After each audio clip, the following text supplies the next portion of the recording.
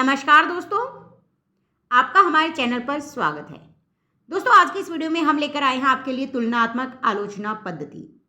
पिछली वीडियोस में आपने देखा था आलोचना किसे कहते हैं, आलोचना की परिभाषा, आलोचना की विशेषताएं और सैद्धांतिक आलोचना और ऐतिहासिक आलोचना। यदि वे वीडियोस आप नहीं देख पाए हैं तो डिस्क्रिप्शन बॉक्स में आपको उनका लिंक दे दिया जाएगा, आप वहां से उन्हें देख सकते हैं। चलिए शुरू करते हैं, वीडियो को अंत तक जरूर देखिएगा। तुलनात्मक आलोचना किसे कहते हैं? तुलनात्मक आलोचना पद्धति का जो सूत्रपात है वह 19वीं शताब्दी से माना जाता है। याद रखिए, इसका सूत्रपात 19वीं शताब्दी से माना जाता है। तुलना आलोचना का एक आवश्यक अंग है। तुलना करना आलोचना का एक आवश्यक अंग है। इसमें साहित्य का सर्वांगपूर्ण विवेचन होता है। इस आलोचना पद्धति में क्या होता है, जो साहित्य होता है उसके सभी अंगों का विवेचन किया जाता है। जब दो या दो से अधिक साहित्यिक कृतियों का तुलनात्मक अध्ययन विचारों और प्रकारों की दृष्टि से किया जाता है तो वह तुलनात्मक आलोचना पद्धति मानी जाती है। इसका अर्थ यह हुआ कि इसमें दो या दो से अधिक जो साहित्यिक रचनाएं हैं, पुस्तकें हैं, उनकी तुलना की जाती है आपस में। किस आधार पर? विचारों के आधार पर या प्रकार की दृष्टि से एक दूसरे की तुलना की जाती है तो वह तुलनात्मक आलोचना पद्धति मानी जाती है।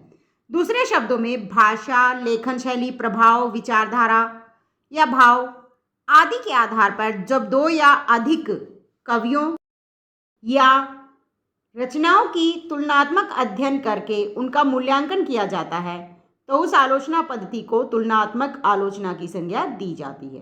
दूसरे शब्दों में कह सकते हैं कि जब दो कवियों का या दो से अधिक कवियों का या दो से अधिक रचनाओं का लेखन शैली, भाषा, प्रभाव, विचारधारा, भाव के आधार पर एक दूसरे के साथ तुलना की जाती है और निष्कर्ष निकाला जाता है तो उसे तुलनात्मक आलोचना पद्धति की संज्ञा दी जाती है। तुलनात्मक आलोचना का क्षेत्र अत्यंत व्यापक है। यह कई प्रकार की होती है, जैसे एक ही युग के दो कवियों की तुलना, विभिन्न युगों के कवियों की तुलना, दो काव्य प्रवृत्तियों की तुलना, एक ही कवि की दो कृतियों की तुलना या अलग अलग भाषाओं के दो कवियों की तुलना। इसका मतलब यह हुआ कि तुलनात्मक आलोचना कई प्रकार की हो सकती है। जैसे भक्ति काल के ही हम दो कवियों को ले लेते हैं और उनकी तुलना करने लग जाते हैं, या बिहारी जैसे कवि की दो रचनाओं की आपस में तुलना कर लें, मतलब एक ही कवि की दो रचनाओं के आपस में तुलना, या अलग अलग काल के कवियों की तुलना भी हम कर सकते हैं। तो ये अनेक प्रकार की हो सकती हैं। आलोचना पद्धति में आलोचक जब आंतरिक तत्वों की तुलना करने की ओर अग्रसर होता है तब वह और भी दुरूह हो जाती है। जब आलोचक रचनाओं के जो आंतरिक तत्व हैं उनकी तुलना करने लग जाता है तो आलोचना पद्धति जो है वो मुश्किल हो जाती है। आलोचक को इस प्रकार की आलोचना पद्धति में सावधान रहना आवश्यक है। आलोचक को कभी यह नहीं भूलना चाहिए कि उसका प्रधान कार्य केवल वर्णन, विवेचन और विश्लेषण है। निर्णय देना उसका कार्य कतई नहीं है। याद रखिए, निर्णय देना आलोचक का कार्य इसमें नहीं है। उसका कार्य है वर्णन करना, विवेचन और विश्लेषण करना। साथ ही आलोचक को इस बात पर भी ध्यान देना चाहिए, आलोचक के लिए जरूरी है कि तुलना समान वस्तु की ही हो सकती है, जिसके लिए आलोचक में बहुज्ञता अपेक्षित है। मतलब जो समान वस्तुएं हैं तुलना उन्हीं में होनी चाहिए और इसके लिए जो आलोचक है उसमें बहुज्ञता होनी चाहिए, अनेक प्रकार का ज्ञान उसके अंदर होना चाहिए।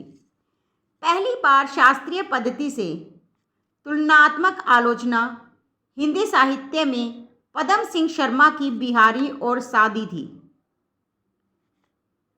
इसमें दो विभिन्न भाषाओं के कवियों की तुलना की गई है। सादी की जो रचना थी बिहारी और सादी, इसमें दो अलग अलग कवियों की तुलना की गई है। 1910 में मिश्र बंधुओं ने हिंदी नवरत्न पुस्तक लिखी। इसी क्रम में अनेक पुस्तकें लिखी गई। तुलनात्मक आलोचना से विभिन्न भाषाओं के कवियों के दृष्टिकोण के अध्ययन में सहायता मिलती है। इससे क्या होता है, जो विभिन्न भाषाओं के कवि हैं उनका दृष्टिकोण क्या है उसे समझने में, उनको पढ़ने में आसानी होती है। इससे भाषा, साहित्य और रचनाकारों के विषय में गहरा ज्ञान प्राप्त होता है।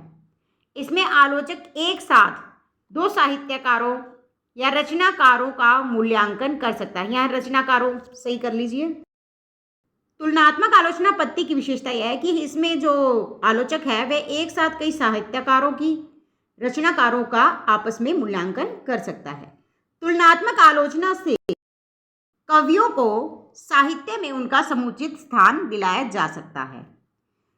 तुलनात्मक आलोचना करते समय आलोचक को तटस्थ रहना चाहिए। उसे शास्त्रीय मानदंडों का गहरा ज्ञान होना चाहिए। इस आलोचना पद्धति से कई बार कवियों के साथ न्याय नहीं हो पाता और इससे अनेक विवाद जन्म ले लेते हैं। निष्कर्ष रूप में हम कह सकते हैं कि तुलनात्मक आलोचना का क्षेत्र अत्यंत व्यापक है। इसमें एक ही युग के दो कवियों की तुलना, एक ही कवि की दो कृतियों की तुलना या अलग अलग भाषाओं के दो कवियों की तुलना की जा सकती है। तो ये था हमारा तुलनात्मक आलोचना पद्धति, जिससे हम कवियों का साहित्य में सही स्थान दिला सकते हैं, कवियों को बता सकते हैं कि कौन सा कवि ज़्यादा अच्छा है, किसकी रचनाएं ज़्यादा समाज के लिए प्रभावी हैं। तो दोस्तों, वीडियो अच्छी लगी है तो लाइक शेयर ज़रूर कीजिएगा। यदि आप हमारे चैनल पर नए हैं तो चैनल को सब्सक्राइब कर लीजिए, बेल आइकन प्रेस कर लीजिए ताकि अगली वीडियो का नोटिफिकेशन आप तक पहुंच सके। धन्यवाद।